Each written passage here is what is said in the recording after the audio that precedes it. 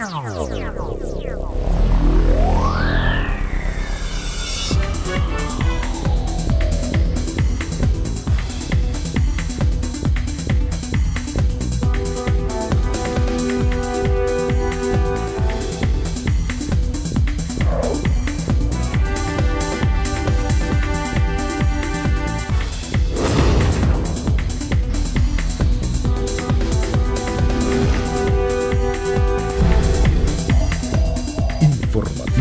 Mira TV está en ti. Amigas y amigos, sean todas y todos bienvenidos a la entrevista meridiana. Feliz de compartir una vez más con ustedes a través de la primera televisora de los Altos Mirandinos, Mira TV. Hoy me complace sobremanera presentar a nuestro invitado. Se trata de Mario Dum, quien es municipalista y consultor público, una persona que tiene una vasta experiencia en diferentes instituciones del Estado, ha sido contralor de Guaycaipuro, ha trabajado en muchísimas instituciones donde siempre ha dejado el nombre del profesionalismo bien en alto y además siempre ha sido una excelente persona en sus cargos. Me consta, pues he tenido la oportunidad de estar cerca de Mario. Mario, hoy Venezuela vive momentos muy especiales, muy particulares, que podrían ser convertidos por quienes tengan la visión y ojalá que la tengamos todos los venezolanos en grandes oportunidades. ¿Cómo observas tú en líneas generales el contexto político que vive Venezuela hoy en día? Y bienvenido, Mario. Gracias Daisy, por tus palabras. Es correspondido esas manifestaciones de amistad que tú me haces frente a este público que nos mira ahora. Pues la situación política vista hoy, justo como por lo que tú decías, por las oportunidades que abre, por las posibilidades al futuro, la oportunidad para fijar mediante una decisión electoral, para focalizarnos en este aspecto, en este contexto político electoral, utilizar esa posibilidad, esa oportunidad para generar los cambios que ya nuestro país está demandando por el agotamiento de los últimos 16 años de un modelo político económico que se impuso como una alternativa ante la mal llamada Cuarta República, pero que a la postre ha resultado, a mi manera de ver, y lo digo de manera muy sincera y transparente, ha resultado un fracaso histórico para quienes hace 18 o más años, para quienes profesaban en el pasado la expectativa de sustituir sustituir un modelo político, social e incluso económico, denominado genéricamente el liberalismo económico, el capitalismo, por otro de carácter social y humanista, pues visto los resultados de hoy ha resultado un fracaso. Quizás no de la idea inicial, del sueño que muchos pudieron expresar y tuvieron la oportunidad de desarrollarlo, sino visto los resultados concretos que caracterizan hoy a nuestro país en una situación de postración que requiere cambios urgentes. Sí. Ahora, Mario, sabemos que parte de la idea que ha gestado este gobierno es quizás revertir de alguna manera la descentralización a través de la municipalización precisamente del ejercicio del poder y obviamente de la ejecución del gasto público. No obstante, digamos que en contraparte a ello, también promueven digamos que el pueblo asuma de manera directa ese gasto a través de los consejos comunales y otras figuras que han creado. ¿Tú crees que la municipalización, lo que se ha logrado hasta hoy en Venezuela a través de los municipios, puede ser mediocre en relación a la posibilidad de un cambio como el que plantea este gobierno de recibir los pequeños grupos, digamos, a través de consejos comunales, etcétera, los recursos de manera directa? ¿Cómo analizas tú esta posibilidad que pulula en Venezuela, que de alguna manera se ha ejecutado en algunos sectores, pero que está así como que en una guerra, ¿no?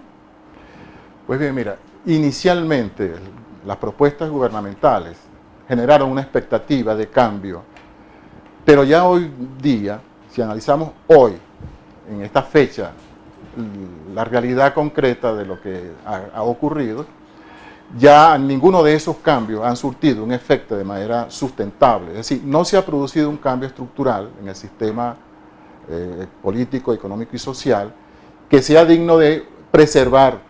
Y creo que al decirlo estoy siendo radical, pero es que, repito, visto los resultados, la necesidad del cambio pasa por retomar algunas de aquellas ideas y propuestas, entre ellas el de la descentralización, para hacerlas verdaderamente una política pública exitosa. Es decir, retomar el proyecto político, digamos, ensamblado en la Constitución del 99, que sigue siendo inédito en muchos de sus componentes, para convertirlo en un proyecto que se materialice en ejecutorias concretas. De manera que no hay mucho que inventar en relación con lo que debe hacerse.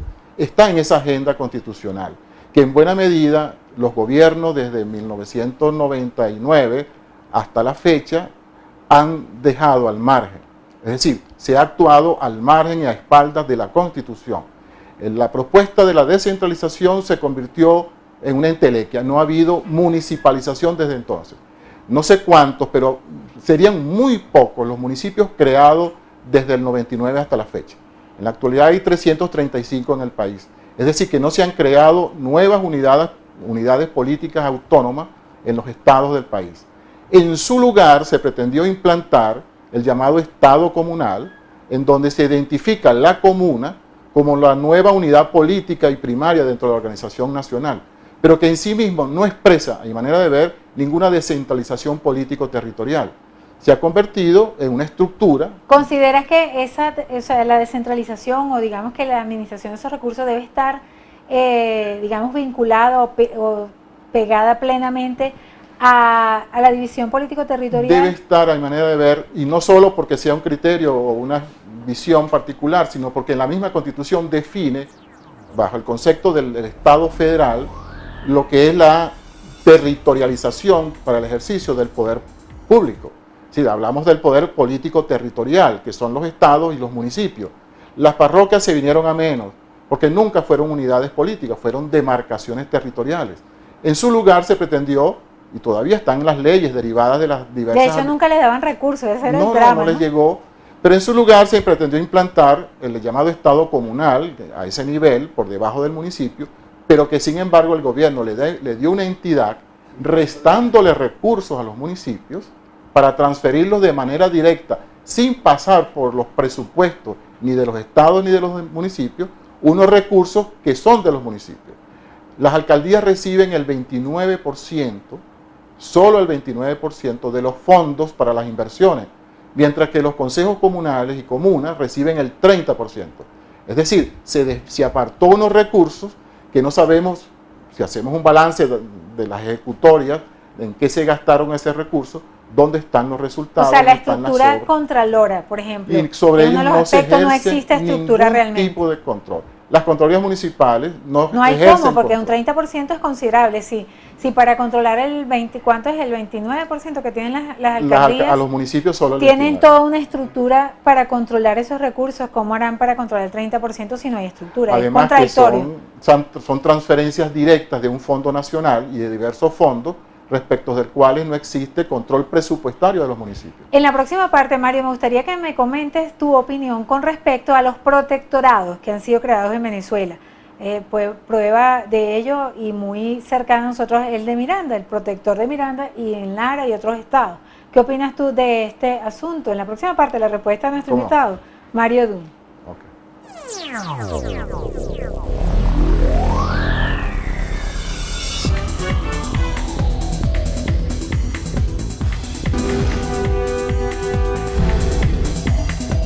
Informativo Mira TV está en ti.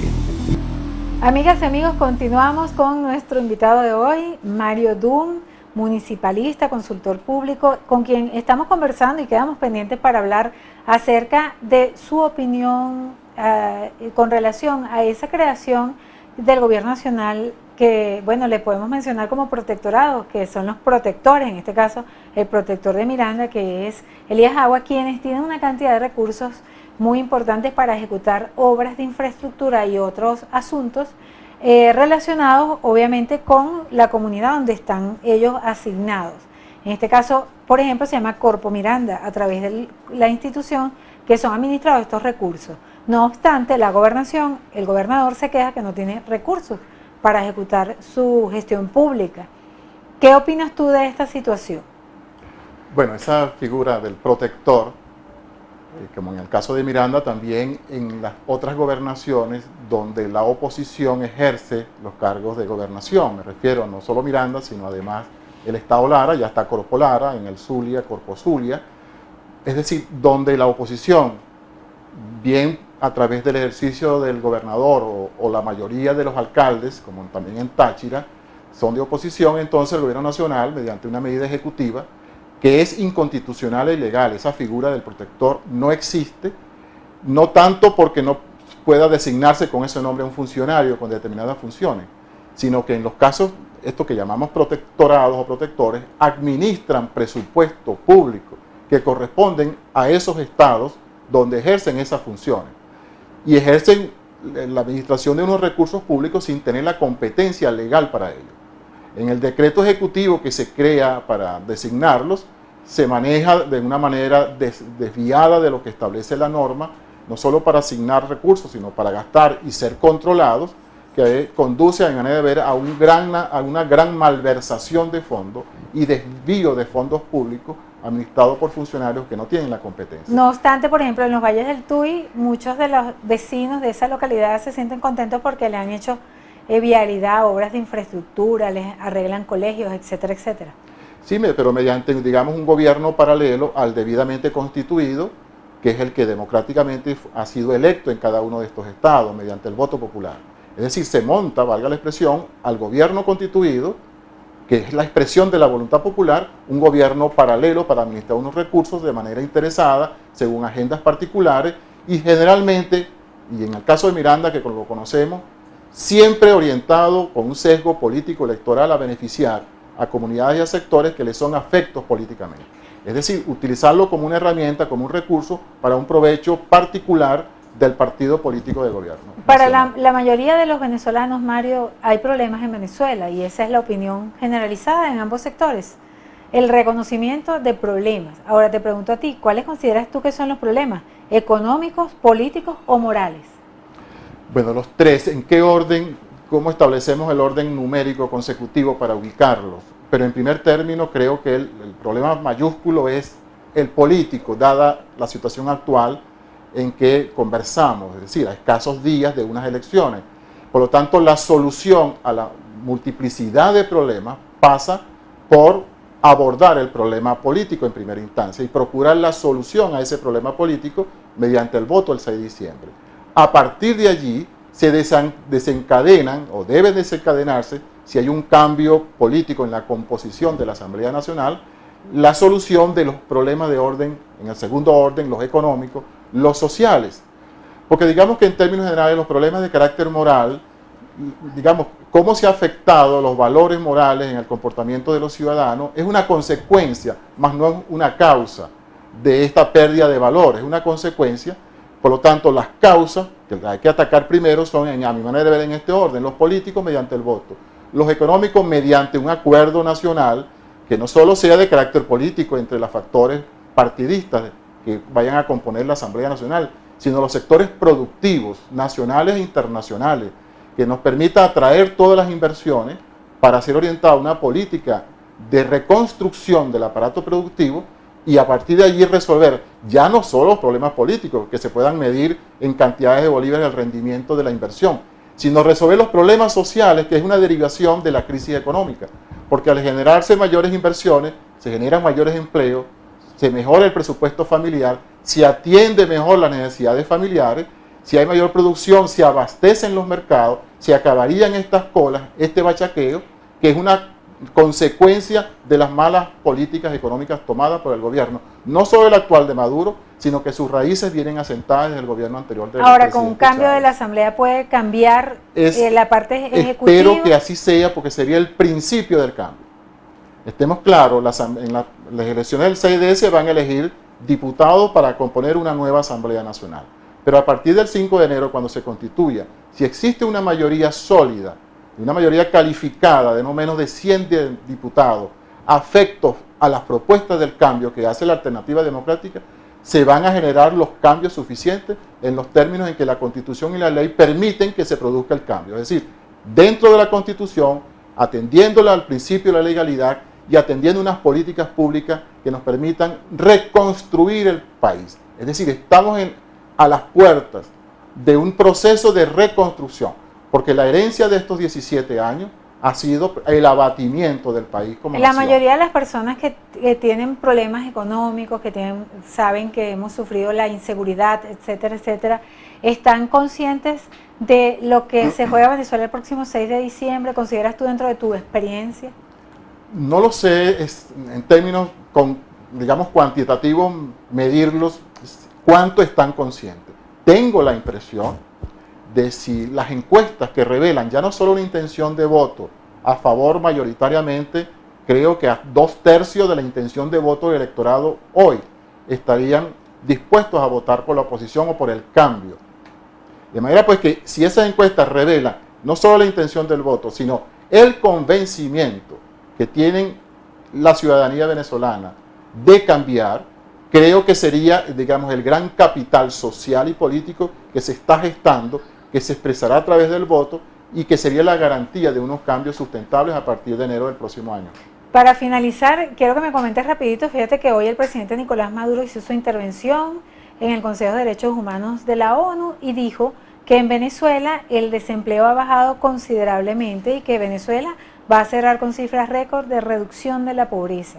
¿Qué opinas tú de esa aseveración del presidente Maduro? El presidente miente ante ese escenario de la ONU, de la Asamblea de Derechos Humanos, y nosotros que estamos aquí adentro, que vivimos, sentimos y padecemos la realidad del desempleo, del hambre, del desabastecimiento, tenemos el convencimiento, y lo digo nuevamente, creo que el presidente miente ante esa audiencia, porque la realidad que estamos viviendo en el país nos demuestra en el rostro cada día, en la cara, de que Venezuela vive una profunda crisis, y son esos algunos de los indicadores: pobreza, desempleo, desabastecimiento. Esta es la cruda realidad. Muchísimas gracias, Mario Dunn, de verdad, por esta interesante conversación. Espero que puedas volver en algún momento, quizás antes del 6, para analizar cómo van las cosas. Okay. Muchísimas gracias, Mario. Un fuerte abrazo. Y a ustedes, nuestros queridos televidentes, gracias por permitirnos una vez más entrar a sus hogares a través de la pantalla de Mira TV. Lourdes Navas en la producción, y quien tuvo el inmenso placer de conversar con ustedes, Daisy Oropesa. Nos despedimos, como siempre, deseándoles una excelente tarde y diciéndoles que Dios los bendiga y que les queremos muchísimo. Les dejamos con nuestra compañera Mariluz para el cierre de esta emisión.